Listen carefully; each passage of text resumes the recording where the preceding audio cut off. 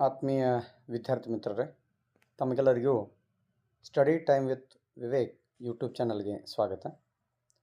ಇವತ್ತಿನ ಈ ನಮ್ಮ ವಿಡಿಯೋದಲ್ಲಿ ನಾವು 10ನೇ ತರಗತಿಯ ವಿಜ್ಞಾನ ವಿಷಯದ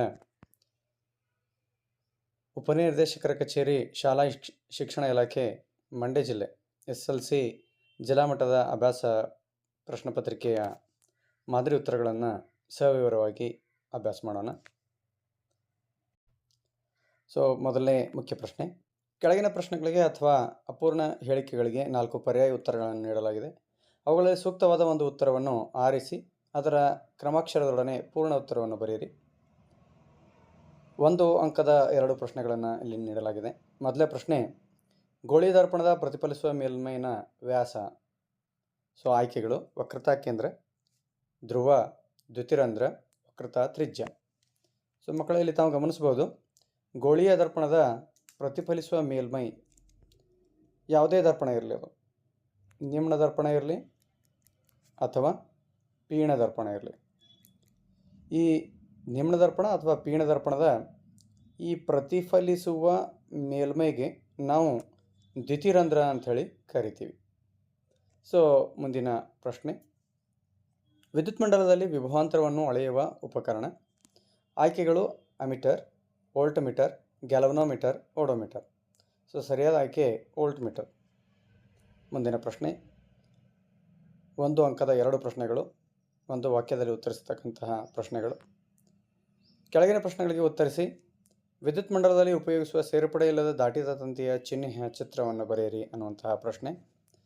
ಈ ರೀತಿಯಾಗಿ ನಾವು ಚಿಹ್ನೆಯನ್ನು ಗುರುತಿಸಬಹುದು.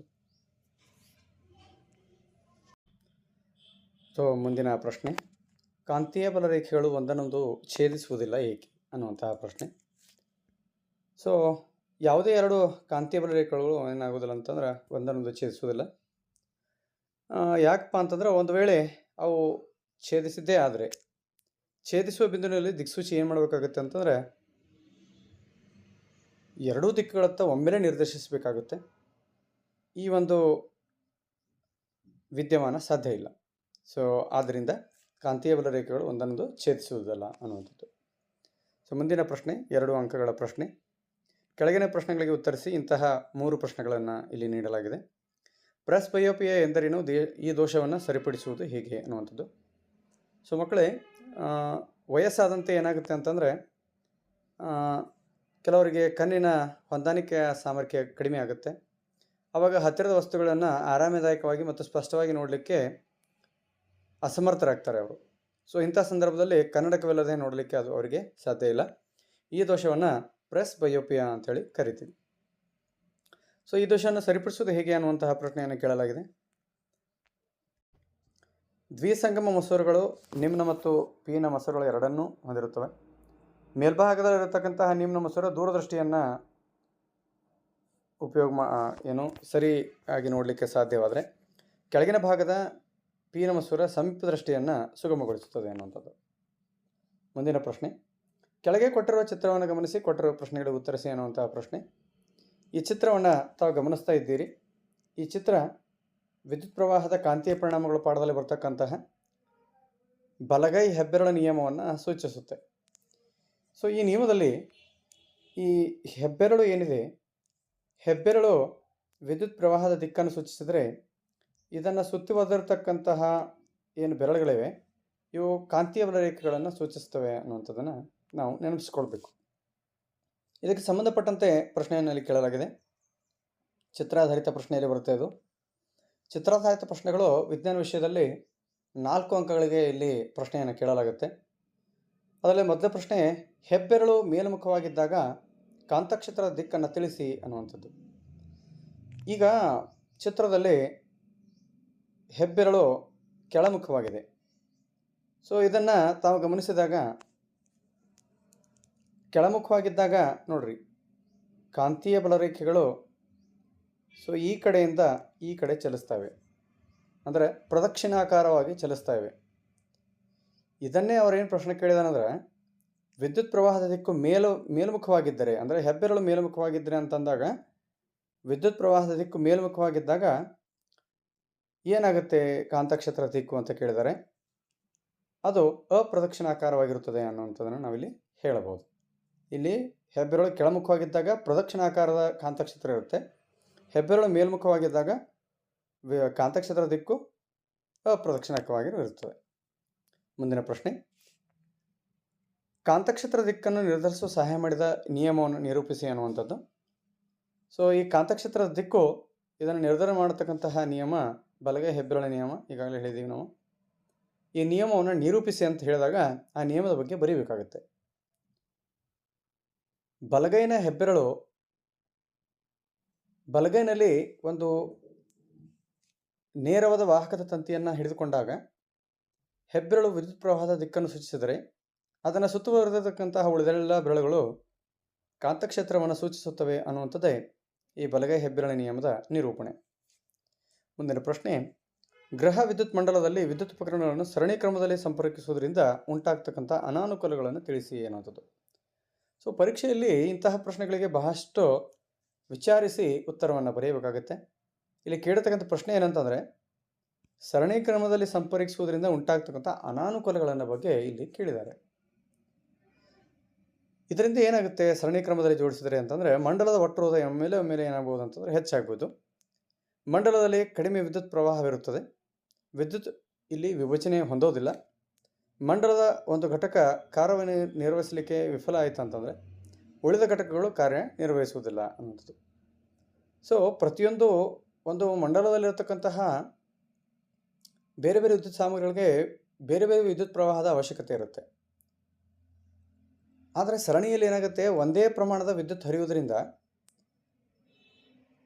ಬೇರೆ ಬೇರೆ ವಿದ್ಯುತ್ ಸಾಮಗ್ರಿಗಳಿಗೆ ಬೇರೆ ಬೇರೆ ವಿದ್ಯುತ್ ಪ್ರವಾಹದ ಅವಶ್ಯಕತೆ ಇರುವುದರಿಂದ ಇದು ಉತ್ತಮವಾದಂತಹ ಜೋಡಣೆ ಅಲ್ಲ ಅನ್ನುವಂಥದ್ದನ್ನು ನಾವಿಲ್ಲಿ ಹೇಳ್ಬೋದು. ಅದೇ ರೀತಿಯಾಗಿ ಮಂಡಲದಲ್ಲಿ ವಿದ್ಯುತ್ ಪ್ರವಾಹ ಒಂದು ವಿದ್ಯುತ್ ಸಾಮಗ್ರಿಯಿಂದ ಇನ್ನೊಂದು ವಿದ್ಯುತ್ ಸಾಮಗ್ರಿಗೆ ವರ್ಗಾವಣೆ ಆಗೋದ್ರಿಂದ ಯಾವುದಾದ್ರೂ ಒಂದು ವಿದ್ಯುತ್ ಸಾಮಗ್ರಿ ಕಾರ್ಯನಿರ್ವಹಣೆ ಮಾಡಲಿಕ್ಕೆ ಅಸಮರ್ಥ ಆಯಿತು ಅಂತಂದರೆ ವಿದ್ಯುತ್ ಪ್ರವಾಹ ಮುಂದಿನ ವಿದ್ಯುತ್ ಸಾಮಗ್ರಿಗಳು ಅದು ಹೋಗೋದಿಲ್ಲ. ಆದ್ದರಿಂದ ಪೂರ್ಣ ಮಂಡಲವೇ ಏನಾಗುತ್ತೆ ಅಂತಂದರೆ ಕಡಿದು ಹೋಗುತ್ತದೆ ಅನ್ನುವಂಥದ್ದು.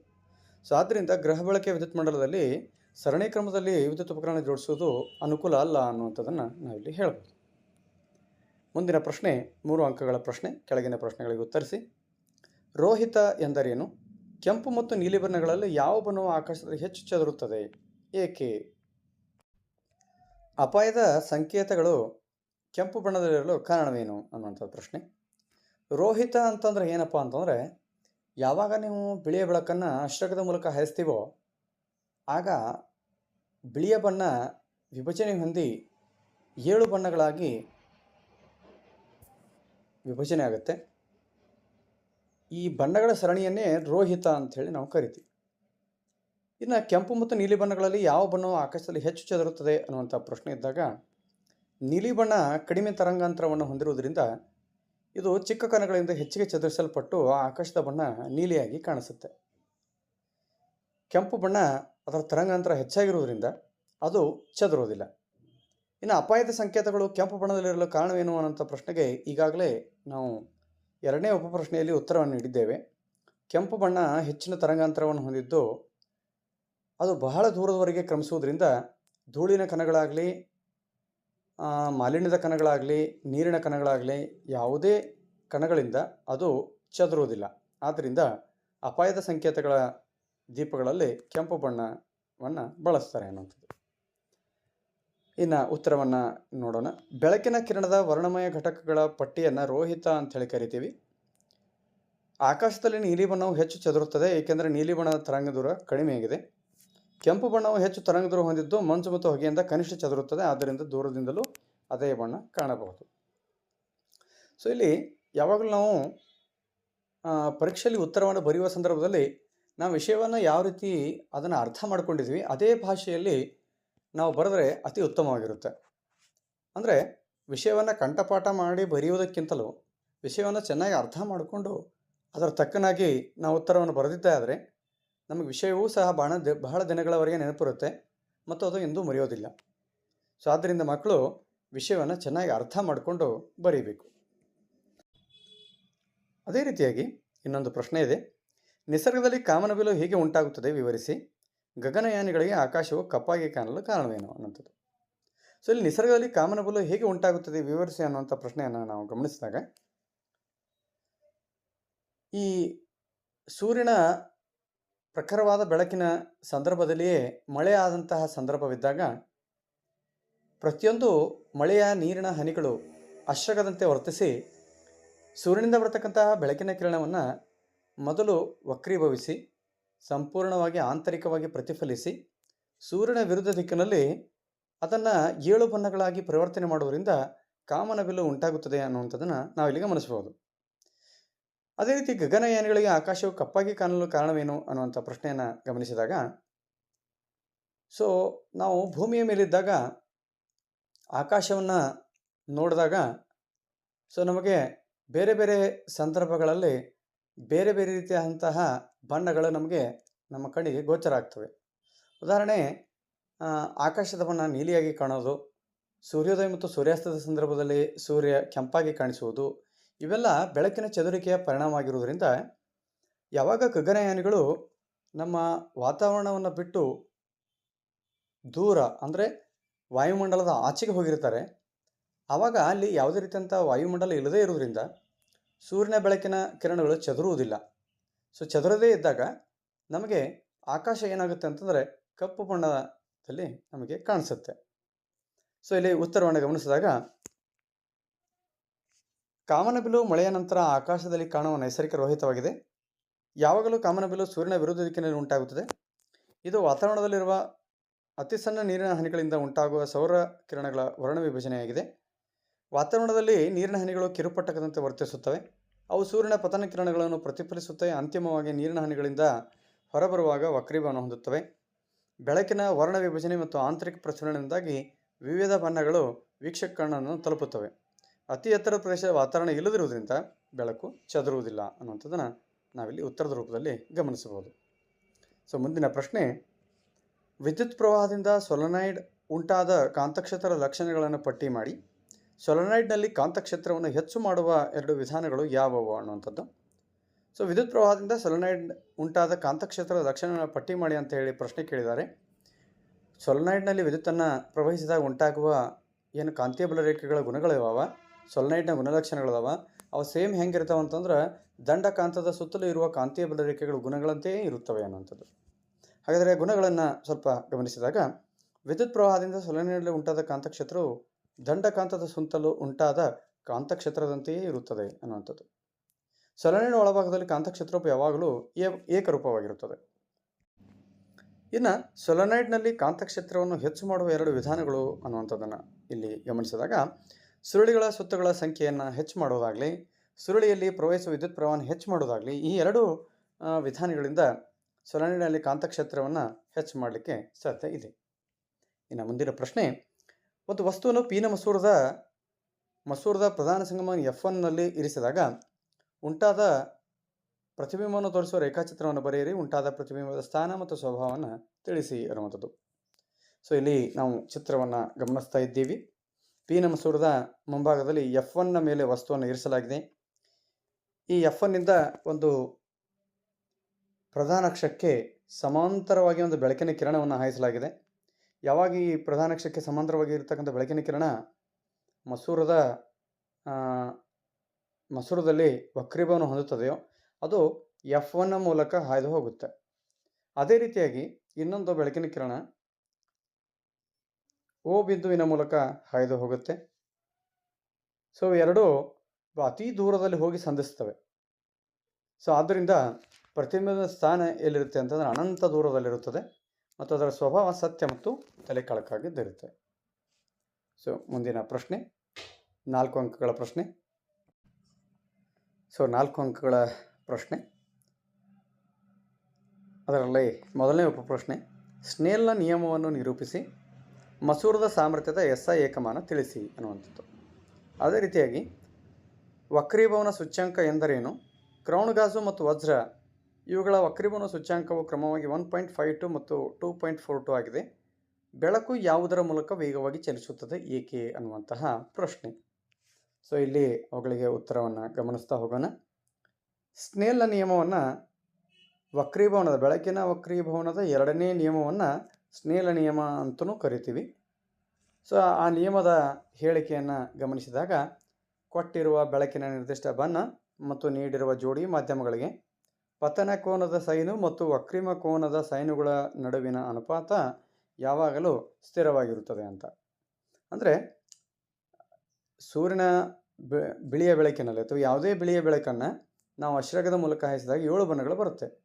ಆ 7 ಬಣ್ಣಗಳಲ್ಲಿ ಯಾವುದು ಬೇಕಾದರೂ ಒಂದು ಬಣ್ಣವನ್ನು ತೆಗೆದುಕೊಂಡು ಒಂದು ನಿರ್ದಿಷ್ಟಪಡಿಸಿದ ಜೋಡಿ ಮಾಧ್ಯಮಗಳ ಮೂಲಕ ಅದನ್ನು ಹಾಯಿಸಿದಾಗ ಯಾವುದೇ ಸಂದರ್ಭದಲ್ಲಿಯೂ ಪತನ ಕೋನದ ಸೈನು ಮತ್ತು ವಕ್ರೀಮ ಕೋನಗಳ ಸೈನುಗಳ ನಡುವಿನ ಅನುಪಾತ ಯಾವಾಗಲೂ ಸ್ಥಿರವಾಗಿ ಇರುತ್ತದೆ ಅನ್ನುವುದೇ ಈ ವಕ್ರೀಭವನದ 2ನೇ ನಿಯಮವಾಗಿದೆ. ಇದನ್ನು ಸ್ನೇಲ್ ನಿಯಮ ಅಂತಲೂ ಕರಿತೀವಿ.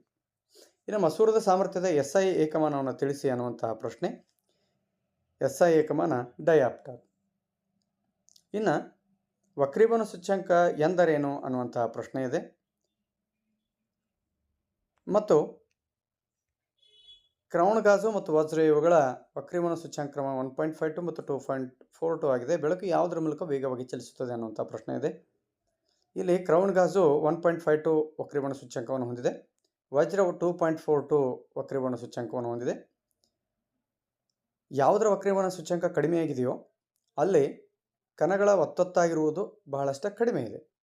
2.42 ಇದ್ದಲ್ಲಿ ಆ ವಜ್ರದ ಸಾಂದ್ರತೆ ಹೆಚ್ಚಾಗಿರೋದ್ರಿಂದ ಕಣಗಳ ಸಾಂದ್ರತೆ ಅಥವಾ ಕಣಗಳ ಒತ್ತೊತ್ತಾಗಿ ಜೋಡಣೆಗೊಂಡಿರೋದ್ರಿಂದ ಬೆಳಕು ಅದರ ಮೂಲಕ ಚಲಿಸುವುದು ಸ್ವಲ್ಪ ಹೆಚ್ಚಿಗೆ ಸ್ಲೋ ಆಗಿ ಚಲಿಸುವಂತಹ ಒಂದು ಅಂಶ ನಮಗಲ್ಲಿ ಕಂಡು ಬರುತ್ತೆ. ಕ್ರೌನ್ ಗಾಜಿನಲ್ಲಿ ಕಣಗಳು ವಜ್ರದಲ್ಲಿರ್ತಕ್ಕಂತಹ ಕಣಗಳಿಗಿಂತ ಕಡಿಮೆ ಸಾಂದ್ರವಾಗಿರುವುದರಿಂದ ಬೆಳಕು ಅತಿ ವೇಗದಲ್ಲಿ ಚಲಿಸುತ್ತದೆ. ವಜ್ರದಲ್ಲಿ ಕಣಗಳು ಒತ್ತೊತ್ತಾಗಿರುವುದರಿಂದ ಬೆಳಕು ಅಲ್ಲಿ ಹೆಚ್ಚಿನ ಪ್ರಯಾಸದೊಂದಿಗೆ ಚಲಿಸುತ್ತದೆ. ಸೊ ಹಾಗಾದರೆ ಇಲ್ಲಿ ಉತ್ತರವನ್ನು ಗಮನಿಸೋಣ. ಕ್ರೌನ್ ಗಾಜಿನ ಮೂಲಕ ಬೆಳಕು ವೇಗವಾಗಿ ಚಲಿಸುತ್ತದೆ, ಏಕೆಂದರೆ ಕ್ರೌನ್ ಗಾಜಿನ ವಕ್ರೀಭವನ ಸೂಚ್ಯಂಕವು ವಜ್ರದ ವಕ್ರೀಭವನ ಸೂಚ್ಯಂಕಕ್ಕಿಂತ ಕಡಿಮೆ ಇದೆ. ಹಾಗೂ ಕ್ರೌನ್ ಗಾಜಿನ ದ್ರಕ್ಸ್ ಸಾಂದ್ರತೆಯು ವಜ್ರಕ್ಕಿಂತ ಕಡಿಮೆ, ಆದ್ದರಿಂದ ಬೆಳಕು ಸಾಂದ್ರ ಮಾಧ್ಯಮಕ್ಕಿಂತ ವಿರಳ ಮಾಧ್ಯಮದಲ್ಲಿ ವೇಗವಾಗಿ ಚಲಿಸುತ್ತದೆ ಅನ್ನುವಂಥದ್ದು. ಸೊ ಅದೇ ರೀತಿಯಾಗಿ ಇದೇ ಪ್ರಶ್ನೆಯಲ್ಲಿ ವಕ್ರೀಭವನ ಸೂಚ್ಯಂಕ ಎಂದರೇನು ಅನ್ನುವಂಥ ಪ್ರಶ್ನೆಯನ್ನು ಕೇಳಲಾಗಿದೆ. ಸೊ ಯಾವಾಗ ಬೆಳಕು ಒಂದು ಮಾಧ್ಯಮದಿಂದ ಇನ್ನೊಂದು ಮಾಧ್ಯಮಕ್ಕೆ ಚಲಿಸುತ್ತದೆ ಆವಾಗ ಒಂದು ವಿರಳ ಮಾಧ್ಯಮ ಇರುತ್ತೆ, ಇನ್ನೊಂದು ಸಾಂದ್ರ ಮಾಧ್ಯಮ ಇರುತ್ತೆ. ಸೊ ವಿರಳ ಮಾಧ್ಯಮದಿಂದ ಸಾಂದ್ರ ಮಾಧ್ಯಮಕ್ಕೆ ಬೆಳಕು ಚಲಿಸಿದಾಗ ಅಥವಾ ಸಾಂದ್ರ ಮಾಧ್ಯಮದಿಂದ ಬೆಳಕು ವಿರಳ ಮಾಧ್ಯಮಕ್ಕೆ ಚಲಿಸಿದಾಗ ಅದರ ದಿಕ್ಕಿನಲ್ಲಿ ಬದಲಾವಣೆ ಆಗುತ್ತೆ. ಸೊ ದಿಕ್ಕಿನಲ್ಲಿ ಉಂಟಾದ ಬದಲಾವಣೆಯ ಪ್ರಮಾಣವನ್ನು ವಕ್ರೀಭವನ ಸೂಚ್ಯಂಕ ಅಂತೇಳಿ ನಾವು ಕರಿತೀವಿ. ಇನ್ನು ಮುಂದಿನ ಪ್ರಶ್ನೆ, ಸಮತಲ ದರ್ಪಣದಲ್ಲಿ ಉಂಟಾಗುವ ಪ್ರತಿಬಿಂಬದ ಲಕ್ಷಣಗಳನ್ನು ಪಟ್ಟಿ ಮಾಡಿ. ಒಂದು ನಿಮ್ನ ಮಸೂರದ ಸಂಗಮ ದೂರ 30 ಸೆಂಟಿಮೀಟರ್ ಆಗಿದೆ. ಮಸೂರದಿಂದ ಪ್ರತಿಬಿಂಬವು 20 ಸೆಂಟಿಮೀಟರ್ ದೂರದಲ್ಲಿ ಉಂಟಾಗಲು ವಸ್ತುವನ್ನು ಮಸೂರದಿಂದ ಎಷ್ಟು ದೂರದಲ್ಲಿ ಇಡಬೇಕು ಅನ್ನುವಂಥ ಪ್ರಶ್ನೆ. 2 ಪ್ರಶ್ನೆಗಳಿವೆ. ಮೊದಲನೇ ಪ್ರಶ್ನೆಗೆ ಉತ್ತರವನ್ನು ನೋಡೋಣ. ಸಮತಲ ದರ್ಪಣದಲ್ಲಿ ಉಂಟಾದ ಪ್ರತಿಬಿಂಬದ ಲಕ್ಷಣಗಳನ್ನು ಪಟ್ಟಿ ಮಾಡಿ ಅಂತಕ್ಕಂಥ ಪ್ರಶ್ನೆಯನ್ನು ಕೇಳಲಾಗಿದೆ. ಸೊ ಈಗ ನೀವು ಒಂದು ಸಮತಲ ದರ್ಪಣ ಮನೆಯಲ್ಲಿ ತಲೆ ಬಾಚಿಕೊಳ್ಳಿಕ್ಕೆ ನೀವೇನು ದರ್ಪಣ ಉಪಯೋಗ ಮಾಡ್ತೀರಿ ಅದಕ್ಕೆ ಸಮತಲ ದರ್ಪಣ ಅಂತೇಳಿ ಕರಿತೀರಿ. ಸೊ ಆ ಸಮತಲ ದರ್ಪಣದ ಮುಂಭಾಗದಲ್ಲಿ ನಿಂತಾಗ ಸೊ ನಿಮ್ಮ ಪ್ರತಿಬಿಂಬ ಏನು ಉಂಟಾಗುತ್ತೆ ದರ್ಪಣದ ಒಳಗಡೆಯಲ್ಲಿ, ಸೊ ಅದರ ಲಕ್ಷಣಗಳನ್ನು ತಿಳಿಸಿ ಅನ್ನುವಂಥ ಪ್ರಶ್ನೆಯನ್ನು ಕೇಳಲಾಗಿದೆ. ಸೊ ನಿಮ್ಮ ಮುಖವನ್ನು ಆ ಸಮತಲ ದರ್ಪಣದಲ್ಲಿ ತಾವು ವೀಕ್ಷಿಸಿದಾಗ ನೀವು ಎಷ್ಟು ಗಾತ್ರವನ್ನು ಹೊಂದಿದ್ದೀರೋ ಅಷ್ಟೇ ಗಾತ್ರದ ಪ್ರತಿಬಿಂಬ ನೀವು ದರ್ಪಣದ ಒಳಭಾಗದಲ್ಲಿ ಕಾಣ್ತೀರಿ. ಅಂದರೆ ವಸ್ತುವಿನ ಗಾತ್ರದಷ್ಟೇ ಪ್ರತಿಬಿಂಬ ಗಾತ್ರವೂ ಇರುತ್ತದೆ.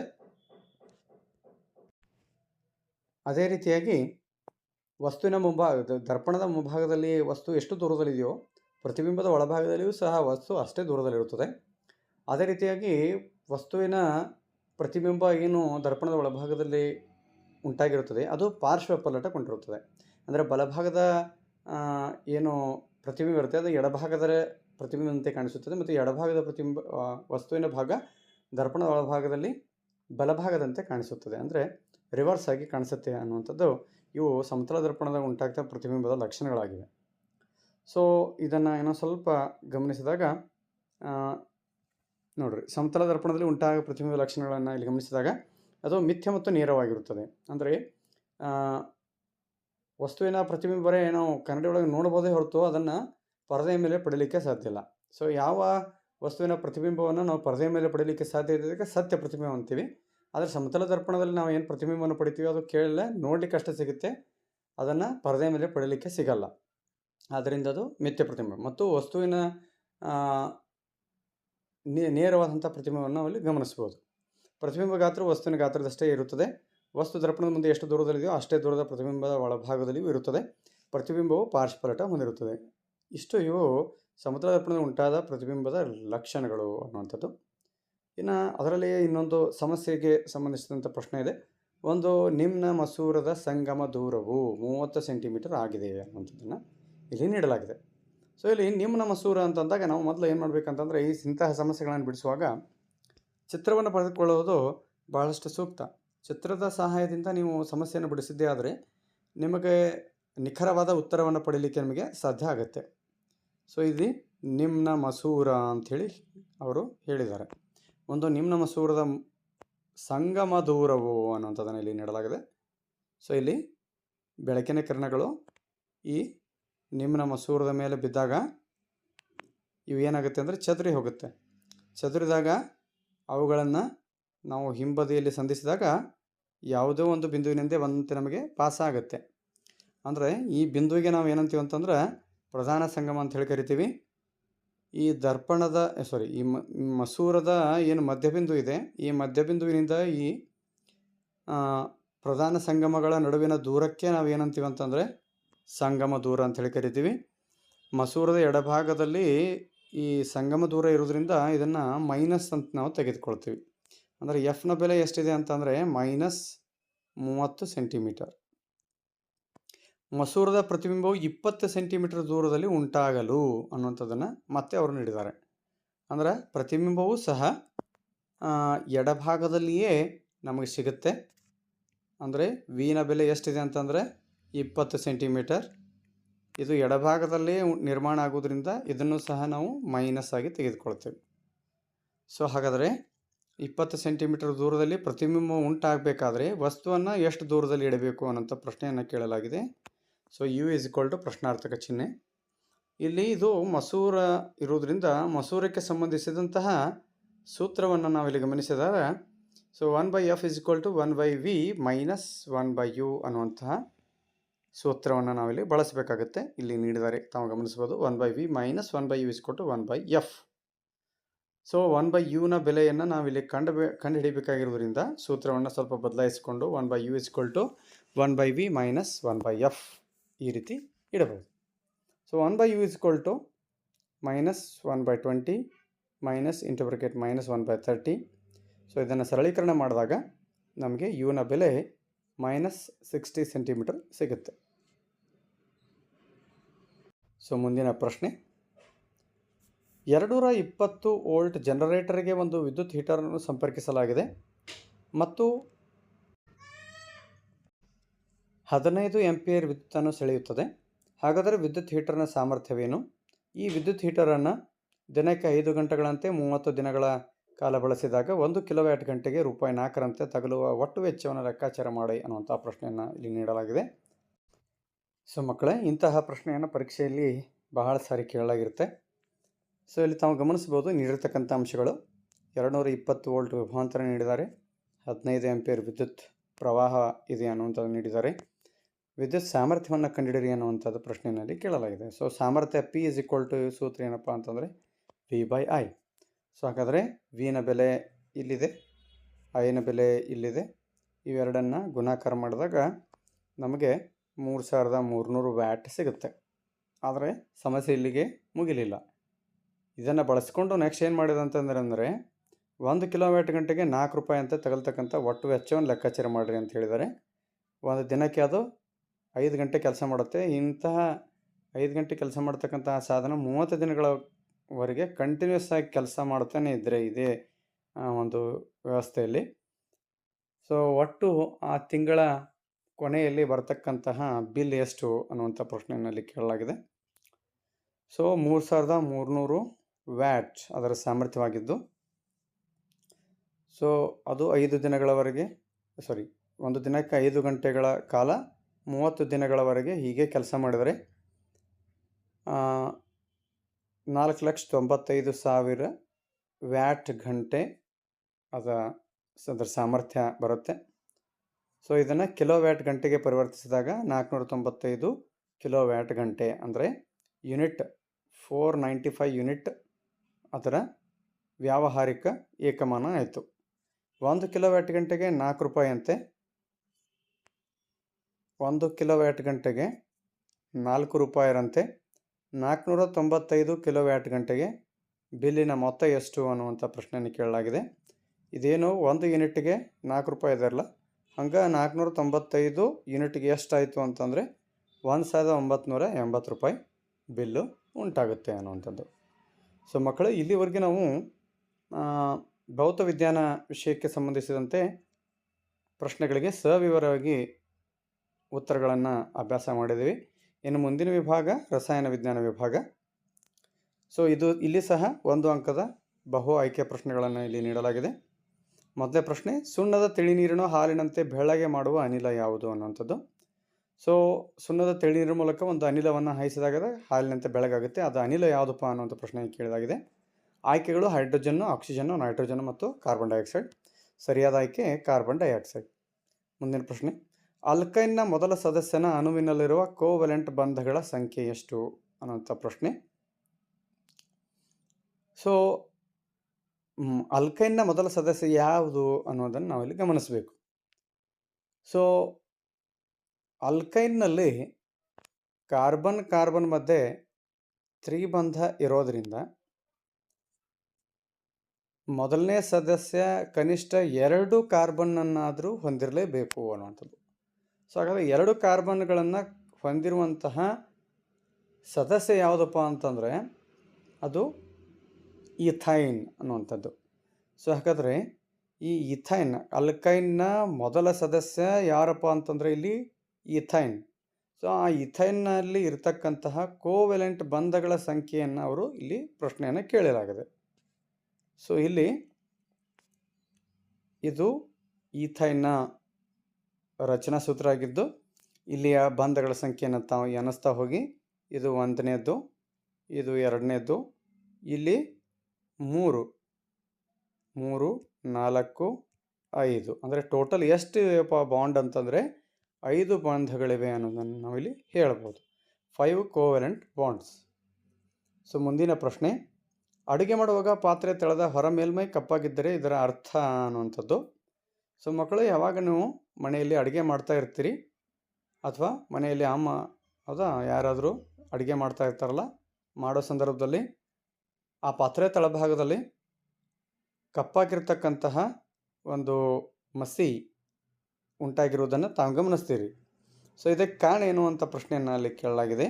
ಆಯ್ಕೆಗಳನ್ನು ಗಮನಿಸಿ. ಆಹಾರವು ಸಂಪೂರ್ಣವಾಗಿ ಬೆಂದಿಲ್ಲ ಅನ್ನುವಂಥದ್ದು, ಇಂಧನವು ಸಂಪೂರ್ಣವಾಗಿ ದಹನ ಹೊಂದಿಲ್ಲ ಅನ್ನುವಂಥದ್ದು, ಇಂಧನವು ಒದ್ದೆಯಾಗಿದೆ ಅನ್ನುವಂಥದ್ದು, ಇಂಧನವು ಸಂಪೂರ್ಣವಾಗಿ ದಹಿಸುತ್ತಿದೆ ಅನ್ನುವಂಥದ್ದನ್ನು ಆಯ್ಕೆಗಳನ್ನು ನೀಡಲಾಗಿದೆ.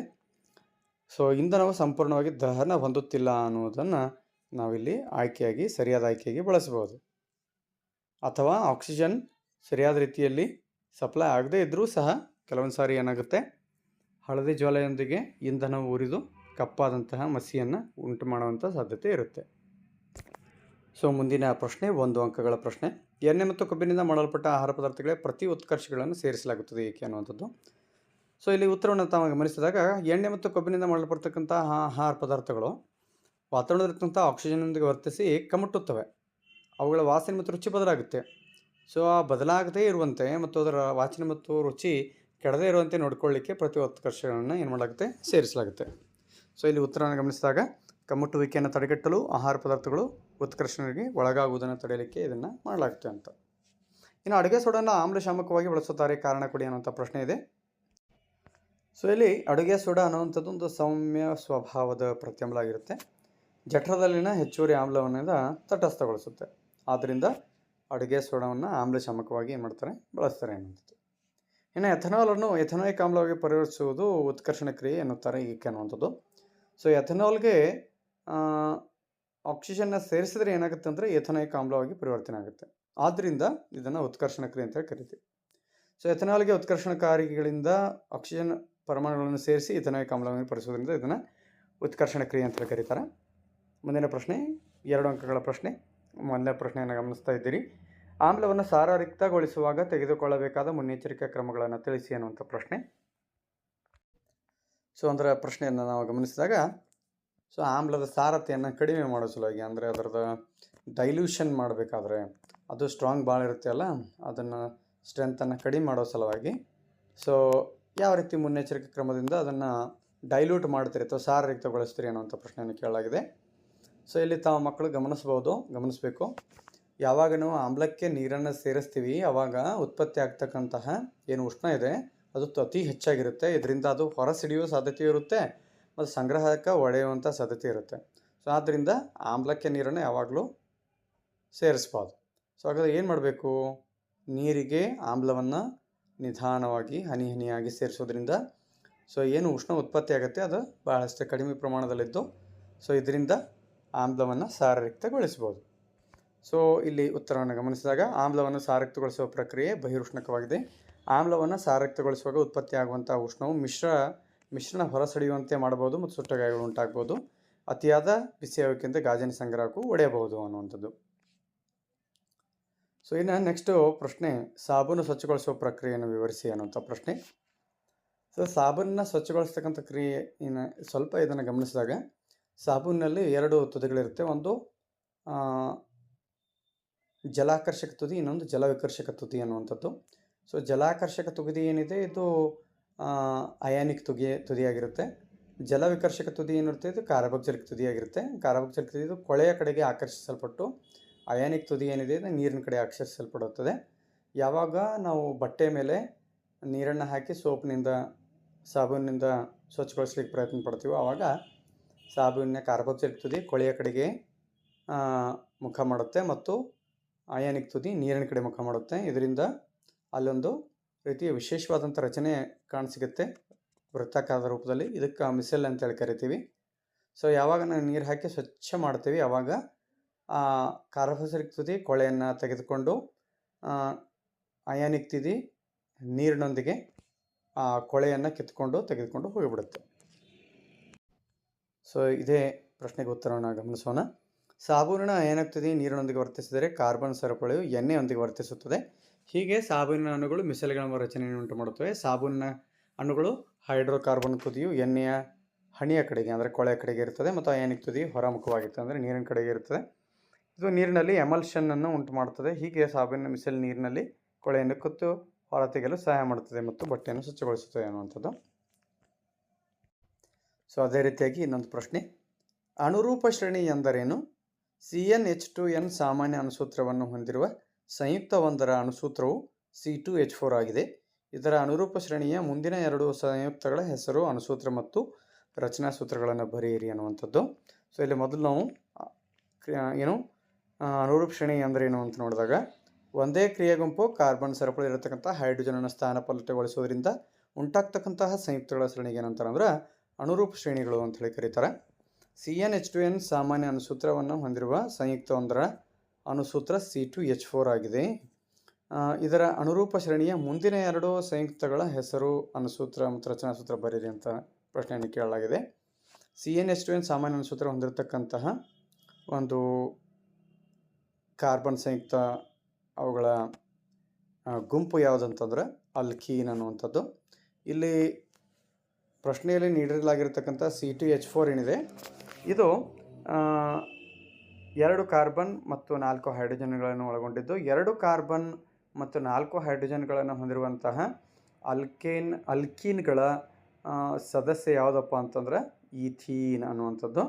ಸೊ ಇದು ಈಥೀನ್ ಆಗಿತ್ತು. ಇದೇನು ಸೂತ್ರ ಕೊಟ್ಟಿದ್ದಾರೆ ಈಥೀನ್ ಆಗಿತ್ತು. ಅನುರೂಪ ಶ್ರೇಣಿಯ ಮುಂದಿನ 2 ಸಂಯುಕ್ತಗಳ ಹೆಸರುಗಳನ್ನು ಬರೀರಿ ಅಂತ ಹೇಳಿದ್ದಾರೆ. C2H4 ಇದು ಮೊದಲ ಅನುರೂಪ ಶ್ರೇಣಿಯ ಸದಸ್ಯ ಆಗಿದ್ದು, ನೆಕ್ಸ್ಟ್ ಸದಸ್ಯ ಯಾವುದು ಅಂತಂದರೆ ಪ್ರೋಪೀನ್, ಅದರ ನೆಕ್ಸ್ಟ್ ಸದಸ್ಯ ಯಾವುದಂದ್ರೆ ಬ್ಯೂಟೀನ್. ಹೌದಾ? ಸೊ ಇನ್ನು ಅಣುಸೂತ್ರಗಳನ್ನು ಬರೀರಿ ಅಂತ ಹೇಳಿದ್ದಾರೆ. C2H4 ನಂತರ C3H6, C3H6 ನಂತರ C4H8. ಇನ್ನು ರಚನಾ ಸೂತ್ರವನ್ನು ಬರೀರಿ ಅಂತಲೂ ಪ್ರಶ್ನೆಯನ್ನು ಕೇಳಲಾಗಿದೆ. ಸೊ ಇಲ್ಲಿ ತಾವು ಅದನ್ನು ಗಮನಿಸ್ಬೋದು. ಸೊ ಇದು ಪ್ರೋಪೀನ್, ಇದು ಬ್ಯೂಟೀನ್. ಹೌದಾ? ಇಲ್ಲಿ ಕಾರ್ಬನ್ ಮಧ್ಯೆ ಏನಿದೆ ದ್ವಿಬಂಧ ಇದೆ. ಇಲ್ಲಿ ಬ್ಯೂಟೀನ್ನಲ್ಲಿಯೂ ಸಹ ಮೊದಲೆರಡು ಕಾರ್ಬನ್ ಪರಮಾಣುಗಳಂದರೆ ದ್ವಿಬಂಧ ಇದೆ. ಸೊ ಈ ರೀತಿ ಅದನ್ನು ಅನುರೂಪ ಶ್ರೇಣಿಯ ಸದಸ್ಯರುಗಳನ್ನು ನಾವಿಲ್ಲಿ ಬರೀಬಹುದು. ಸೊ ಪರೀಕ್ಷೆಯನ್ನು ಬರೆಯುವಂಥ ಸಂದರ್ಭದಲ್ಲಿ ಮಕ್ಕಳು ಬಹಳಷ್ಟು ಅವಸರವನ್ನು ಮಾಡ್ತಕ್ಕಂಥ ಸಾಧ್ಯತೆ ಇರುತ್ತೆ. ಸೊ ಇಲ್ಲಿ ತಾವು ಪ್ರಶ್ನೆಯನ್ನು ಗಮನಿಸಿದಾಗ ಒಂದೇ ಪ್ರಶ್ನೆಯಲ್ಲಿ ಬಹಳಷ್ಟು ಉಪಪ್ರಶ್ನೆಗಳಿರುವುದನ್ನು ತಾವು ಗಮನಿಸ್ಬೋದು. ಒಂದನೇದು ಅನುರೂಪ ಶ್ರೇಣಿ ಎಂದರೇನು ಅನ್ನೋಂಥ ಪ್ರಶ್ನೆ ಇದೆ. ಮೊದಲು ಮಕ್ಕಳು ಇದಕ್ಕೆ ಉತ್ತರಿಸಬೇಕು. CnH2n ಸಾಮಾನ್ಯ ಅಣುಸೂತ್ರ ಹೊಂದಿರುವ ಸಂಯುಕ್ತ ಒಂದರ ಅಣುಸೂತ್ರ C2H4 ಆಗಿದೆ. ಇದರ ಅಣುರೂಪ ಶ್ರೇಣಿಯ ಮುಂದಿನ ಎರಡು ಸಂಯುಕ್ತಗಳ ಹೆಸರುಗಳನ್ನು ಬರೆಯಿರಿ ಅನ್ನುವಂಥದ್ದು. ಸೊ ಆ ಹೆಸರುಗಳನ್ನು ಮೊದಲು ಬರಿಬೇಕು, ಆಮೇಲೆ ಅಣುಸೂತ್ರ ಬರಿಬೇಕು, ಆಮೇಲೆ ರಚನಾ ಸೂತ್ರ ಬರಿಬೇಕು. ಅಂದಾಗ ಇಡೀ ಪ್ರಶ್ನೆಗೆ ನಾವು ಸಂಪೂರ್ಣವಾಗಿ ಉತ್ತರ ಮಾಡಿದಂಥ ಆಗುತ್ತೆ. ಮುಂದಿನ ಪ್ರಶ್ನೆ, ಅಲ್ಕೇನ್ ಮತ್ತು ಅಲ್ಕೈನ್ಗಳ ನಡುವಿನ ವ್ಯತ್ಯಾಸಗಳನ್ನು ಬರೆಯಿರಿ ಅನ್ನುವಂಥ ಪ್ರಶ್ನೆ.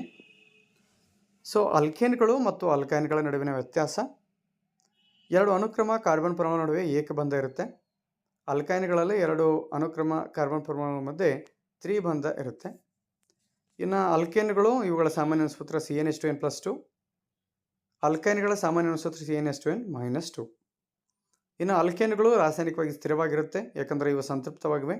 ಅಲ್ಕೈನ್ಗಳು ರಾಸಾಯನಿಕವಾಗಿ ಕ್ರಿಯಾಶೀಲವಾಗಿ, ಯಾಕಂದರೆ ಇವು ಅಸಂತೃಪ್ತವಾಗಿವೆ. ಇನ್ನು ಅಲ್ಕೇನ್ಗಳಿಗೆ ಉದಾಹರಣೆಯನ್ನು ಗಮನಿಸಿದಾಗ ಈಥೇನು, ಮೀಥೇನು. ಅಲ್ಕೈನ್ಗಳಿಗೆ ಉದಾಹರಣೆ ಗಮನಿಸಿದಾಗ ಈಥೈನ್ ಮತ್ತು ಪ್ರೋಪೈನ್. ಇನ್ನು ಬಹಳಷ್ಟಿವೆ. ಉದಾಹರಣೆ ರೂಪದಲ್ಲಿ ಒಂದೆರಡನ್ನು ನಾವು ತೆಗೆದುಕೊಳ್ಳಬಹುದು.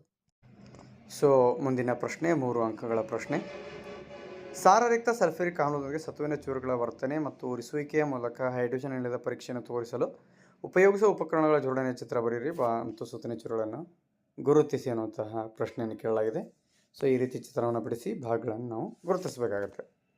ಸೊ ಮುಂದಿನ ಪ್ರಶ್ನೆ, ಕೆಳಗಿನ ರಾಸಾಯನಿಕ ಪಥ ಸಮೀಕರಣಗಳಲ್ಲಿ ಸರಿದೂಗಿಸುವ ರಾಸಾಯನಿಕ ಸಮೀಕರಣವನ್ನು ಬರೆಯಿರಿ. Hydrogen plus chlorine gives hydrogen chloride. Barium chloride plus aluminium sulphate gives aluminium chloride plus barium sulphate. Methane plus oxygen gives ನೀರು ಪ್ಲಸ್ ಕಾರ್ಬನ್ ಡೈಆಕ್ಸೈಡ್. ಸೊ ಇವುಗಳಿಗೆ ಸಮೀಕರಣವನ್ನು ಬರೆದು ಸರಿದೂಗಿಸಬೇಕಾಗುವಂತಹ ಪ್ರಶ್ನೆ. ಪ್ರತಿಯೊಂದು ಸರಿದೂಗಿಸುವಿಕೆ 1 ಅಂಕ, ಒಟ್ಟು 3 ಅಂಕಗಳು. ಸೊ ತಾವಿಲ್ಲಿ ಗಮನಿಸ್ಬೋದು. Hydrogen plus chlorine. So hydrogen ಸಂಕೇತ ಏನಂತಂದರೆ H2, ಕ್ಲೋರಿನ್ ಸೂತ್ರ Cl2.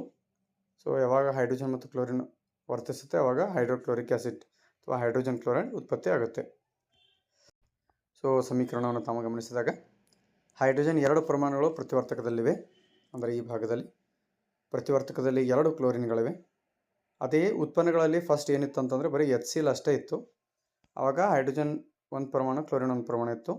ಯಾವಾಗ ನಾವು ಇಲ್ಲಿ 2 ಸೇರಿಸ್ತೀವಿ ಆವಾಗ ಎರಡೂ ಬದಿಯಲ್ಲಿ ಹೈಡ್ರೋಜನ್ ಮತ್ತು ಕ್ಲೋರಿನ್ ಪರಮಾಣುಗಳ ಸಂಖ್ಯೆ ಸರಿದೂಗುತ್ತೆ. ಇನ್ನು 3BaCl2 plus Cl2SO4 thrice gives 2AlCl3 plus 3BaSO4. ಇದು ಇದರ ರಾಸಾಯನಿಕವಾಗಿ ಸರಿದೂಗಿಸಿರುವಂತಹ ಒಂದು ಸಮೀಕರಣ, ಹೌದಾ? ಸೊ ಈ ರೀತಿ ಸಮೀಕರಣವನ್ನು ಸರಿದೂಗಿಸಿದಾಗ ಬೇರಿಯಂ 3, ಇಲ್ಲಿ ಸಹ ಬೇರಿಯಂ 3, ಕ್ಲೋರಿನ್ 2, ಇಲ್ಲಿ 2, 3 2 6 6 ಕ್ಲೋರಿನ್, ಇಲ್ಲಿ ಸಹ 2 3 6 ಕ್ಲೋರಿನ್. ಸೊ ಅಲ್ಯೂಮಿನಿಯಂ, ಇಲ್ಲಿ 2 ಅಲ್ಯೂಮಿನಿಯಂಗಳಿವೆ, ಇಲ್ಲಿ ಸಹ 2 ಅಲ್ಯೂಮಿನಿಯಂಗಳಿವೆ. ಇಲ್ಲಿ 3 ಸಲ್ಫರ್ ಇದೆ, ಇಲ್ಲಿ ಸಹ 3 ಸಲ್ಫರ್ ಇದೆ. 4 3 12 12 ಆಕ್ಸಿಜನ್ ಇದೆ, ಇಲ್ಲಿ 3 4 12 ಆಕ್ಸಿಜನ್ ಇದೆ. ಇನ್ನು methane CH4, oxygen 2O2 gives CO2 plus 2H2. ಇಲ್ಲಿ ಕಾರ್ಬನ್ 1, ಇಲ್ಲಿ ಸಹ ಕಾರ್ಬನ್ 1, ಇಲ್ಲಿ ಹೈಡ್ರೋಜನ್ 4 ಇದೆ, ಇಲ್ಲಿ ಸಹ ಹೈಡ್ರೋಜನ್ 4 ಇದೆ. ಆಕ್ಸಿಜನ್ ಇಲ್ಲಿ 4 ಇದೆ, ಇಲ್ಲಿ 2 ಆಕ್ಸಿಜನ್ನು ಪ್ಲಸ್ ಇಲ್ಲಿ 2 ಆಕ್ಸಿಜನ್ನು, ಟೋಟಲ್ 4 ಆಕ್ಸಿಜನ್. ಸೊ ಮುಂದಿನ ಪ್ರಶ್ನೆ, ಸೀಸದ ನೈಟ್ರೇಟ್ ದ್ರಾವಣವನ್ನು ಪೊಟ್ಯಾಷಿಯಂ ಅಯೋಡೈಡ್ ದ್ರಾವಣದೊಂದಿಗೆ ಮಿಶ್ರಣಗೊಳಿಸುವುದು ಯಾವ ವಿಧದ ರಾಸಾಯನಿಕ ಕ್ರಿಯೆಯಾಗಿದೆ? ಈ ಕ್ರಿಯೆಗೆ ಸರಿದೂಗಿಸಿದ ರಾಸಾಯನಿಕ ಸಮೀಕರಣ ಬರೆಯಿರಿ ಅನ್ನೋಂಥ ಪ್ರಶ್ನೆ. ಸೀಸದ ನೈಟ್ರೇಟ್ ದ್ರಾವಣವನ್ನು ತಾವಿಲ್ಲಿ ಗಮನಿಸ್ತಾ ಇದ್ದೀರಿ. ಸೀಸದ nitrate PbNO3 twice, potassium iodide 2Ki.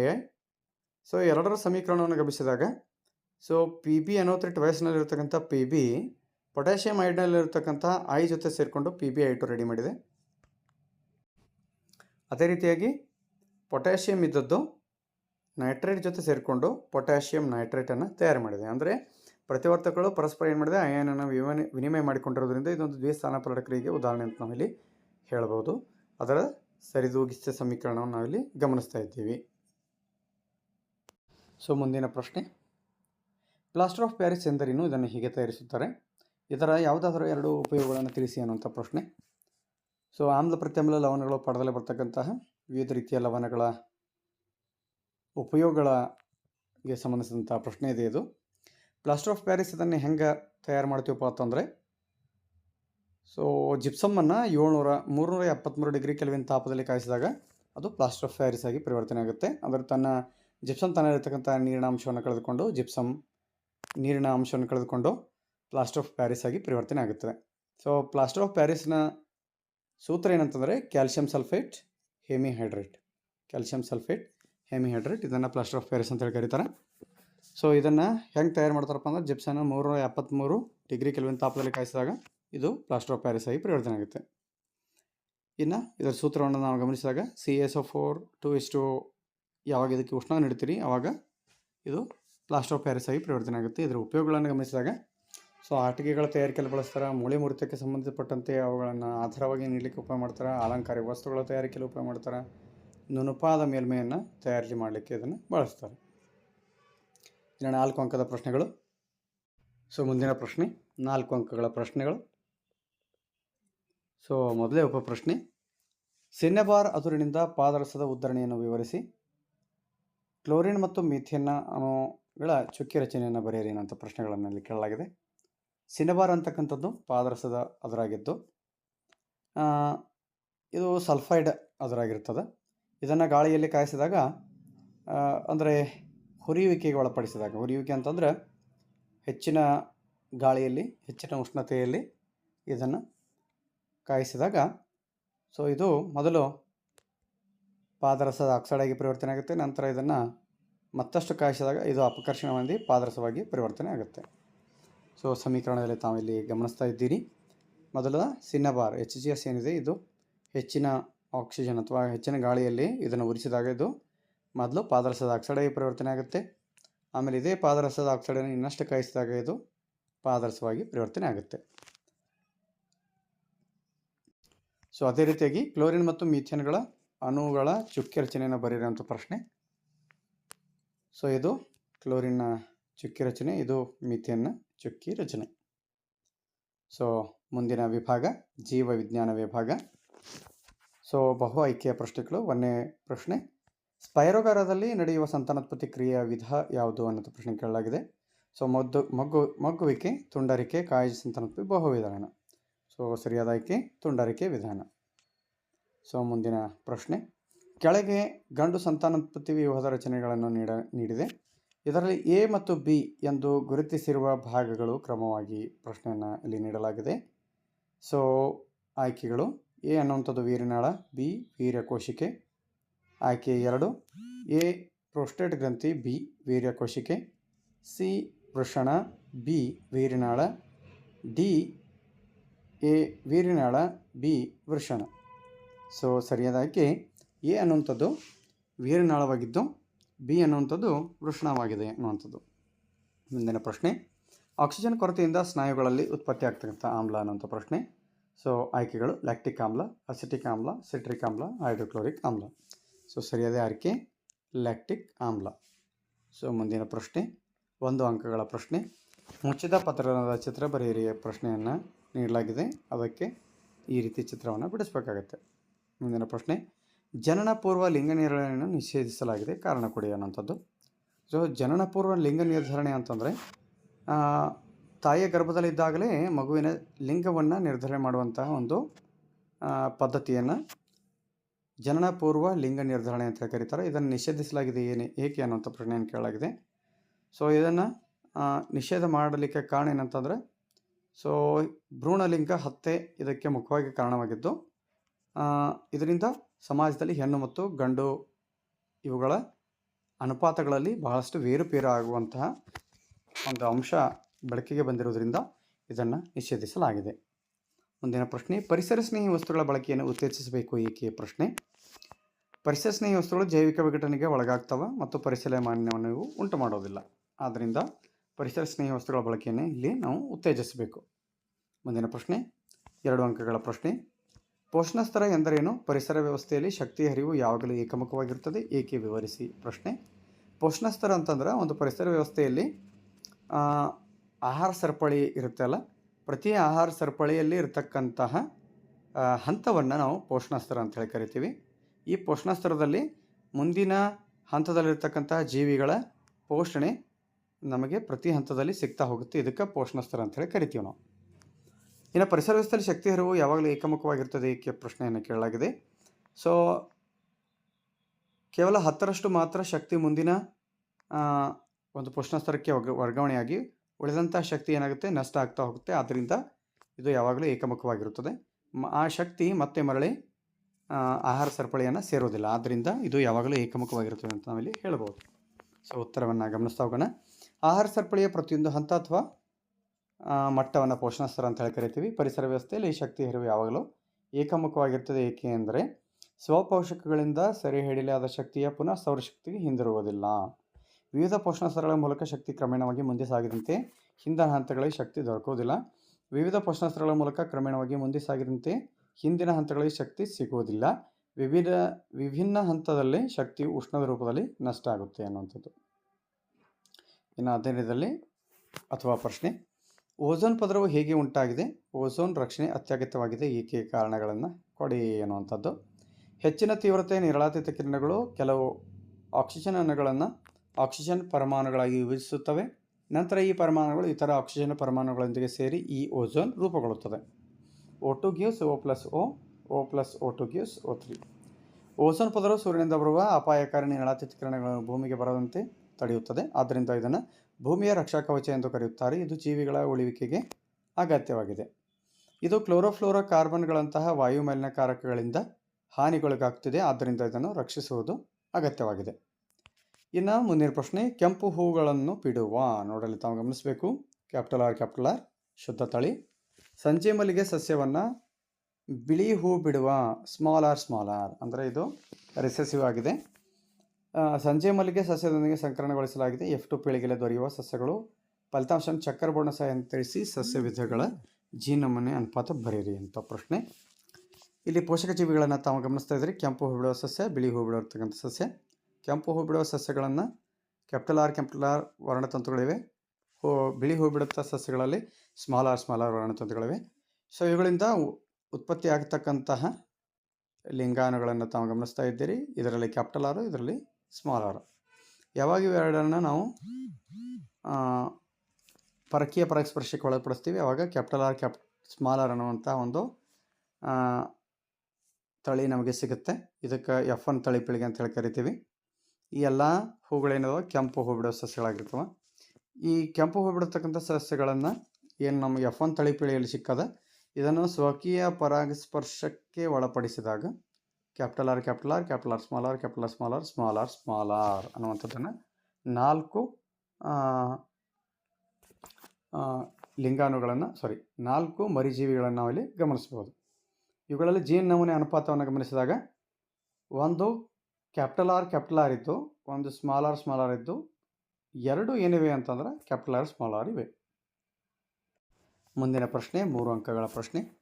ಮಾನವನಲ್ಲಿ ಮಗುವಿನ ಲಿಂಗವು ಹೇಗೆ ನಿರ್ಧಾರಿತವಾಗುತ್ತದೆ? ಅಥವಾ ದ್ವಿತಳೀಕರಣ ಎಂದರೇನು? ಮೆಂಡಲ್ ಅವರು ನಡೆಸಿದ ದ್ವಿಕರಣ ಪ್ರಯೋಗದ F2 ಪೀಳಿಗೆಯಲ್ಲಿ ದೊರೆಯುವ ಸಸ್ಯಗಳ ವಿಧಗಳನ್ನು ತಿಳಿಸಿ ಅನುಪಾತ ಬರೆಯಿರಿ ಅನ್ನುವಂಥದ್ದು. ಸೊ ಮಾನವರಲ್ಲಿ ಮಗುವಿನ ಲಿಂಗ ಹೇಗೆ ನಿರ್ಧಾರಿತವಾಗುತ್ತೆ ಪ್ರಶ್ನೆಗೆ ಉತ್ತರವನ್ನು ನೋಡೋಣ.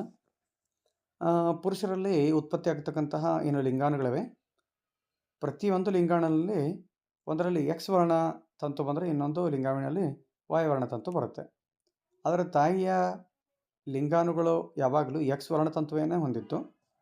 ಯಾವಾಗ ಈ ತಾಯಿಯಿಂದ ಬರತಕ್ಕಂಥ X ವರ್ಣತಂತು ತಂದೆಯಿಂದ ಬಂದಿರತಕ್ಕಂಥ X ವರ್ಣತಂತುವಿನೊಂದಿಗೆ ಬೆಸೆಯುತ್ತದೆ, ಯಾವಾಗ ಹೆಣ್ಣು ಮಗುವಿನ ಜನನವಾಗುತ್ತೆ. ಯಾವಾಗ ತಾಯಿಯಿಂದ ಬರತಕ್ಕಂತಹ X ವರ್ಣತಂತು ತಂದೆಯಿಂದ ಬರತಕ್ಕಂತಹ Y ವರ್ಣತಂತುವಿನೊಂದಿಗೆ ಸಂಯೋಗ ಹೊಂದದ, ಆವಾಗ ಗಂಡು ಮಗುವಿನ ಜನನವಾಗುತ್ತೆ. ಸೊ ಈ ರೀತಿಯಾಗಿ ಮಾನವನಲ್ಲಿ ಲಿಂಗ ನಿರ್ಧಾರಣೆ ತಂದೆಯಿಂದ ನಿರ್ಧರಿಸಲ್ಪಡುತ್ತದೆ ಅಂತ ನಾವಿಲ್ಲಿ ಹೇಳಬಹುದು. ಇನ್ನು ದ್ವಿತಳೀಕರಣ ಎಂದರೇನು ಅಂತ ಪ್ರಶ್ನೆಯನ್ನು ಇಲ್ಲಿ ಗಮನಿಸಿದಾಗ 2 ಲಕ್ಷಣಗಳಿಗೆ ಸಂಬಂಧಪಟ್ಟಂತೆ ಭಿನ್ನ ರೂಪಗಳನ್ನು ತೋರಿಸುವ ಸಸ್ಯಗಳನ್ನು ಸಂಕರಣಗೊಳಿಸುವಂತಹ ವಿಧಾನಕ್ಕೆ ದ್ವಿತಳೀಕರಣ ಅಂತ ಹೇಳಿ ಕರಿತೀವಿ. ದ್ವಿತಳೀಕರಣ ಪ್ರಯೋಗದ F2 ಪೀಳಿಗೆಯಲ್ಲಿ ದೊರೆತಕ್ಕಂಥ ಸಸ್ಯಗಳ ವಿಧಗಳನ್ನು ತಿಳಿಸಿ ಅನುಪಾತ ಬರೆಯಿರಿ ಅನ್ನುವಂಥ ಪ್ರಶ್ನೆ ನೇರವಾಗಿ ಕೇಳಲಾಗಿದೆ. ಇಲ್ಲಿ ತಾವು ಗಮನಿಸಬಹುದು, ಎರಡು ಲಕ್ಷಣಗಳಿಗೆ ಸಂಬಂಧಿಸಿದಂತೆ ಭಿನ್ನವಾದ ಎರಡು ರೂಪಗಳನ್ನು ತೋರಿಸುವ ಸಸ್ಯಗಳನ್ನು ಸಂಕಲನಗೊಳಿಸುವ ವಿಧಾನಕ್ಕೆ ದ್ವಿತಳೀಕರಣ ಅಂತ ಕರಿತೀವಿ. ದುಂಡನೆಯ ಹಳದಿ ಬೀಜ, ದುಂಡನೆಯ ಹಸಿರು ಬೀಜ, ಸುಕ್ಕಾದ ಹಳದಿ ಮತ್ತು ಸುಕ್ಕಾದ ಹಸಿರುಗಳನ್ನು ಈ ರೀತಿ ನಾವು ಅನುಪಾತದ ರೂಪದಲ್ಲಿ ನಾವು ಪಡಿಬೋದು. ಸೊ ಆ ಅನುಪಾತವನ್ನು ವ್ಯಕ್ತ ರೂಪ ಅನುಪಾತ ಅಂತೇಳಿ ಕರಿತೀವಿ. 9:3:3:1. ಇನ್ನು ಕೆಳಗೆ ಕೊಟ್ಟಿರುವ ಸಸ್ಯ ಹಾರ್ಮೋನ್ಗಳ ಒಂದೊಂದು ಕಾರ್ಯಗಳನ್ನು ತಿಳಿಸಿ ಅನ್ನುವಂಥದ್ದು ಪರೀಕ್ಷೆಯಲ್ಲಿ ಅತಿ ಮುಖ್ಯವಾಗಿರುವಂಥ ಪ್ರಶ್ನೆ ಇದಾಗಿದ್ದು ಮಕ್ಕಳು ಇದರ ಕಡೆ ಗಮನವನ್ನು ಹರಿಸಬೇಕು. ಸೊ ಆಕ್ಸಿನ್ನ, ಜಿಬ್ಬರ್ಲಿನ್ನ ಆಬ್ಸಿಸಿಕ್ ಆಮ್ಲ ಅಥವಾ ನಮ್ಮ ದೇಹದಲ್ಲಿ ಇನ್ಸುಲಿನ್, ಈಸ್ಟ್ರೋಜನ್ ಮತ್ತು ಥೈರಾಕ್ಸಿನ್ ಹಾರ್ಮೋನ್ಗಳ ಪಾತ್ರವೇನು ಅಂತ ಪ್ರಶ್ನೆ. ಸೊ ಇಲ್ಲಿ ಮೊದಲನೇದಾಗಿ ಆಕ್ಸಿನನ್ನು ಗಮನಿಸೋಣ. ಆಕ್ಸಿನ್ ಬೆಳಕಿನಿಂದ ದೂರ ಇರುವ ಕಾಂಡದ ಭಾಗದಲ್ಲಿರುವ ಜೀವಕೋಶಗಳನ್ನು ಉದ್ದವಾಗಿ ಬೆಳೆಯಲು ಪ್ರಚೋದಿಸುತ್ತದೆ. ಸೊ ಜಿಬ್ಬರ್ಲಿನ್ ಕಾಂಡದ ಬೆಳವಣಿಗೆಯಲ್ಲಿ ಸಹಕರಿಸುತ್ತದೆ. ಆಬ್ಸಿಸಿಕ್ ಆಮ್ಲ ಬೆಳವಣಿಗೆಯನ್ನು ಪ್ರತಿಬಂಧಿಸುತ್ತದೆ ಅಥವಾ ಬೆಳವಣಿಗೆಯನ್ನು ಕುಂಠಿತಗೊಳಿಸುವಂಥ ಕೆಲಸ ಮಾಡುತ್ತೆ. ಇನ್ನು ಇನ್ಸುಲಿನ್ ರಕ್ತದಲ್ಲಿನ ಸಕ್ಕರೆಯ ಮಟ್ಟವನ್ನು ನಿಯಂತ್ರಿಸುತ್ತದೆ. ಈಸ್ಟ್ರೋಜನ್ ಹೆಣ್ಣು ಸಂತಾನೋತ್ಪತ್ತಿ ಅಂಗಗಳ ಬೆಳವಣಿಗೆ ಮತ್ತು ಋತುಚಕ್ರದ ನಿಯಂತ್ರಣದ ಮೇಲೆ ಪರಿಣಾಮವನ್ನು ಬೀರುತ್ತದೆ. ಥೈರಾಕ್ಸಿನ್ ದೇಹದ ಬೆಳವಣಿಗೆಯ ಚಯಾಪಚಯ ಕ್ರಿಯೆಯನ್ನು ಇದು ನಿಯಂತ್ರಿಸುತ್ತದೆ. ಮುಂದಿನ ಪ್ರಶ್ನೆ, ಕಾಯಜ ಸಂತಾನೋತ್ಪತ್ತಿ ಎಂದರೇನು? ಪರಾಗಸ್ಪರ್ಶ ಕ್ರಿಯೆಯ ನಂತರ ನಡೆಯುವ ಬದಲಾವಣೆಗಳನ್ನು ವಿವರಿಸಿ ಅನ್ನುವಂಥದ್ದು. ಕೆಲವು ಸೂಕ್ತ ಪರಿಸ್ಥಿತಿಗಳಲ್ಲಿ ಸಸ್ಯದ ಕಾಂಡ, ಬೇರು ಅಥವಾ ಎಲೆಗಳಂಥ ಭಾಗಗಳು ಹೊಸ ಸಸ್ಯಗಳಾಗಿ ಬೆಳವಣಿಗೆಯನ್ನು ಹೊಂತವ. ಇದನ್ನು ಕಾಯಜರಿತ ಸಂತಾನೋತ್ಪತ್ತಿ ಕರಿತೀವಿ. ಸೊ ಇಲ್ಲಿ ಪ್ರಶ್ನೆಯನ್ನು ಸ್ವಲ್ಪ ಮಿಸ್ಟೇಕ್ ಮಾಡಲಾಗಿದೆ. ಪರಾಗಸ್ಪರ್ಶ ಕ್ರಿಯೆಯ ನಂತರ ನಡೆಯುವ ಬದಲಾವಣೆಯನ್ನು ವಿವರಿಸಿ ಅಂತಿದೆ. ಅದರ ಉತ್ತರದಲ್ಲಿ ನಿಷೇಚನದ ನಂತರ ನಡೀತಕ್ಕಂಥ ಬದಲಾವಣೆಗಳನ್ನು ನೀಡಲಾಗಿದೆ. ಸೊ ಇಲ್ಲಿ ಪ್ರಶ್ನೆಯನ್ನು ಸ್ವಲ್ಪ ಬದಲಾವಣೆ ಮಾಡಲಾಗಿ ಪರಾಗಸ್ಪರ್ಶದ ನಂತರ ಅಲ್ಲ, ನಿಷೇಚನದ ಕ್ರಿಯೆಯ ನಂತರ ನಡೆಯುವ ಬದಲಾವಣೆಗಳನ್ನು ಇಲ್ಲಿ ನಾವು ಗಮನಿಸೋಣ. ನಿಷೇಚನದ ನಂತರ ಅಂಡಾಣುವಿನ ಒಳಗೆ ಯುಗ್ಮಜವು ಹಲವು ಬಾರಿ ವಿಭಜನೆ ಹೊಂದಿ ಭ್ರೂಣವನ್ನು ಉಂಟು ಮಾಡುತ್ತದೆ ಅನ್ನುವಂಥದ್ದು. ಅಂಡಾಣುವಿನ ಸುತ್ತ ಒಂದು ಒರಟಾದ ಪದರ ಬೆಳೆದು ನಿಧಾನವಾಗಿ ಬೀಜವಾಗಿ ಪರಿವರ್ತನೆ ಆಗುತ್ತದೆ. ಸೊ ಅಂಡಾಶಯವು ಕ್ಷಿಪ್ರವಾಗಿ ಬೆಳೆದು ಮಾಗಿ ಹಣ್ಣಾಗುತ್ತದೆ. ಪುಷ್ಪದಳ, ಪುಷ್ಪಪುತ್ರ, ಕೇಸರಗಳು, ಶಲಾಕಾನಳಿಕೆ, ಶಲಾಕಾಗ್ರಗಳು ಸುಕ್ಕಾಗಿ ಉದುರಿ ಹೋಗುತ್ತವೆ ಅನ್ನುವಂಥದ್ದು. ಸೊ ಅದೇ ರೀತಿಯಾಗಿ 4 ಅಂಕಗಳ ಪ್ರಶ್ನೆ. ಸೊ ಪ್ರಶ್ನೆಯನ್ನು ಗಮನಿಸಿದಾಗ ಮೆದುಳಿನ ರಚನೆಯನ್ನು ತೋರಿಸುವ ಚಿತ್ರ ಬರೆಯಿರಿ, ಕೆಳಗಿನ ಭಾಗಗಳನ್ನು ಗುರುತಿಸಿ ಅನ್ನುವಂಥದ್ದು. ಸೊ ಮಹಾಮಸ್ತಿಷ್ಕ, ಅಣು ಮಸ್ತಿಷ್ಕಗಳನ್ನು ಗುಣಿಸಲಾಗಿ ಈ ರೀತಿ ನಾವು ಚಿತ್ರವನ್ನು ಬಿಡಿಸಬೇಕಾಗುತ್ತೆ. ಸೊ ಮುಂದಿನ ಪ್ರಶ್ನೆ 5 ಅಂಕಗಳ ಪ್ರಶ್ನೆ. ಅಪಧಮನಿಗಳ ಕಾರ್ಯವೇನು? ಮಾನವನ ದೇಹದಲ್ಲಿ ಉಸಿರಾಟದ ಚಕ್ರವನ್ನು ಸಂಕ್ಷಿಪ್ತವಾಗಿ ವಿವರಿಸಿ ಅನ್ನುವಂಥದ್ದು. ಇದೊಂದು ವಿಶೇಷವಾದ ಪ್ರಶ್ನೆ. ಮಾನವನ ದೇಹದಲ್ಲಿ ಉಸಿರಾಟ ಚಕ್ರವನ್ನು ಸಂಕ್ಷಿಪ್ತವಾಗಿ ವಿವರಿಸಿ ಅನ್ನುವಂಥದ್ದು ಸೊ ಒಂದು ವಿಶೇಷವಾದ ಪ್ರಶ್ನೆಯಾಗಿದೆ. ಸೊ ಆಕ್ಸಿಜನ್ ಸಮೃದ್ಧ ರಕ್ತವನ್ನು ಹೃದಯದಿಂದ ದೇಹದ ಎಲ್ಲ ಭಾಗಗಳಿಗೆ ಸಾಗಾಣಿಕೆ ಮಾಡುತ್ತದೆ. ಅದು ಯಾವುದಪ್ಪ ಅಂತಂದ್ರೆ ಅಪಧಮನಿ. ಮಾನವನಲ್ಲಿ ದೇಹದಲ್ಲಿರ್ತಕ್ಕಂಥ ಉಸಿರಾಟದ ಚಕ್ರವು ಉಚ್ಛ್ವಾಸ ಮತ್ತು ನಿಶ್ವಾಸ ಎಂಬ 2 ಹಂತಗಳನ್ನು ಒಳಗೊಂಡಿದೆ. ನಾವು ಗಾಳಿಯನ್ನು ಒಳತೆಗೆದುಕೊಂಡಾಗ ನಮ್ಮ ಪಕ್ಕೆಲುಬುಗಳು ಏನಾಗುತ್ತೆ, ಮೇಲಕ್ಕೆ ಏರುತ್ತವೆ ಮತ್ತು ವಪೆಯು ಚಪ್ಪಟೆಗೊಳ್ಳುತ್ತದೆ ಮತ್ತು ಇದರ ಪರಿಣಾಮವಾಗಿ ಎದೆಗೂಡು ದೊಡ್ಡದಾಗುತ್ತದೆ. ಇದರಿಂದಾಗಿ ಗಾಳಿಯು ಶ್ವಾಸಕೋಶದೊಳಗೆ ಹೀರಲ್ಪಡುತ್ತದೆ ಮತ್ತು ಹಿಗ್ಗಿದ ಗಾಳಿಗೂಡುಗಳನ್ನು ತುಂಬುತ್ತದೆ. ಸೊ ನಿಶ್ವಾಸದಲ್ಲಿ ಏನಾಗುತ್ತೆ ಅಂತಂದರೆ ವಪೆ ಮತ್ತು ಪಕ್ಕೆಲುಬುಗಳು ವಿಶ್ರಾಂತಗೊಳ್ಳುವುದರಿಂದ ಎದೆಗೂಡಲ್ಲಿ ಒತ್ತಡ ಉಂಟಾಗಿ ಶ್ವಾಸದೊಳಗಿನ ಕಾರ್ಬನ್ ಡೈಆಕ್ಸೈಡ್ ವಾತಾವರಣಕ್ಕೆ ಬಿಡುಗಡೆಗೊಳ್ಳುತ್ತದೆ. ಸೊ ಈ ರೀತಿಯಾಗಿ ಮಾನವ ಉಸಿರಾಟ ಚಕ್ರವನ್ನು ನಾವು ಸಂಕ್ಷಿಪ್ತವಾಗಿ ವಿವರಿಸ್ಬೋದು. ಇನ್ನು ಕ್ಸೈಲಮ್ ಮತ್ತು ಫ್ಲೋಯಮ್ ಅಂಗಾಂಶಗಳ ನಡುವೆ ವ್ಯತ್ಯಾಸವನ್ನು ಬರೆಯಿರಿ ಅನ್ನುವಂಥ ಪ್ರಶ್ನೆ. ಇದು 2 ಅಂಕದ ಪ್ರಶ್ನೆ ಆಗಿದೆ. ಸೊ ಕ್ಸೈಲಮ್ ಬೇರಿನಿಂದ ಸಸ್ಯದ ವಿವಿಧ ಭಾಗಗಳಿಗೆ ನೀರು ಮತ್ತು ಖನಿಜಗಳನ್ನು ಸಾಗಿಸುತ್ತದೆ.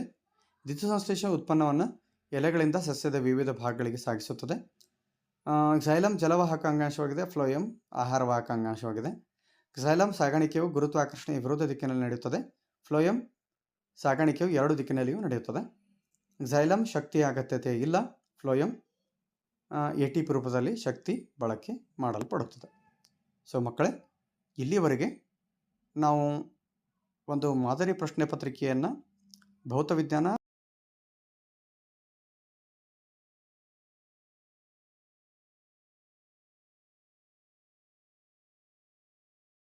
ನಿಮ್ಮ ಹತ್ತಿರ ಇದ್ದರೆ ಸೊ ಅದರ ಕುರಿತಾಗಿ ಸವಿವರವಾದ ಉತ್ತರಗಳು ತಮಗೆ ಬೇಕಾಗಿದ್ದಲ್ಲಿ ಸೊ ನೀವು ಅದನ್ನು ನಮಗೆ ಮೆಸೇಜ್ನ ರೂಪದಲ್ಲಿ ತಿಳಿಸಿ. ಸೊ ಈ ನಂಬರಿಗೆ ಆ ಪ್ರಶ್ನೆ ಪತ್ರಿಕೆಯನ್ನು ಅಥವಾ ನಿಮಗೆ ತಿಳಿದೇ ಇರತಕ್ಕಂಥ ಪ್ರಶ್ನೆಗಳನ್ನು ನೀವು ಹಾಕಿದ್ದೇ ಆದರೆ ಅದಕ್ಕೆ ಪರಿಹಾರವನ್ನು ನೀಡುವಂತಹ ಒಂದು ಚಿಕ್ಕ ಪ್ರಯತ್ನವನ್ನು ನಾನು ಮಾಡ್ತೀನಿ. ಸೊ ಮಕ್ಕಳೇ, ಮತ್ತೆ ಮುಂದಿನ ವಿಡಿಯೋದಲ್ಲಿ ಮತ್ತೆ ಭೇಟಿಯಾಗೋಣ.